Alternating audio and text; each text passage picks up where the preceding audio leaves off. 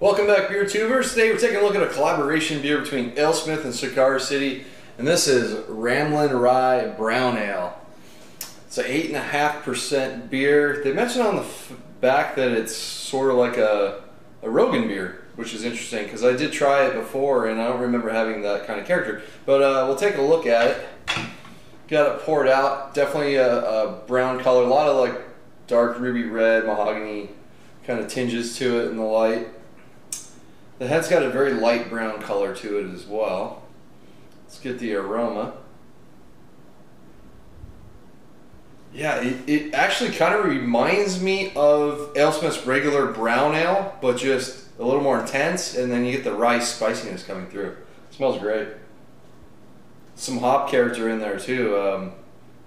Floral, slightly citrus. Big, nice, toasty, bready character. A little bit of nuttiness, a little bit of chocolate coming through. Yeah, and that rye spiciness. So it smells fantastic. Let's dig in. Cheers.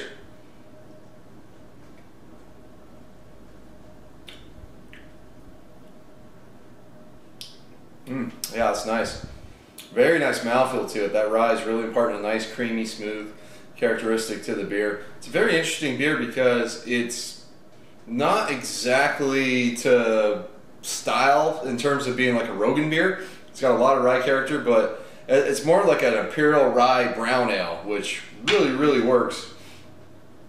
And you get some hop character out front, but the back end just has a big, fantastic, well done malt character to it. And you kind of expect that from Alesmith at this point based on their beers they make. They just get really good malt characteristics out of their beer, and this is another case of that. Up front, get a little bit of bitterness, a little bit of citrus, some floral spiciness, which could be a combination of the hops and the rye malt. And then midway through, still get some spiciness. There's probably a good amount of rye in this beer.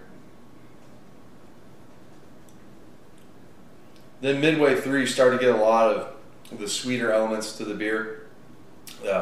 There's a caramel note, a sweet bread, and then it's a really biscuity, nutty, bready beer, along with a nice, subtle little chocolate note. You get like a little bit of milk chocolate on the finish, and it dries out nicely. For 8.5%, you're not smelling or tasting the alcohol whatsoever.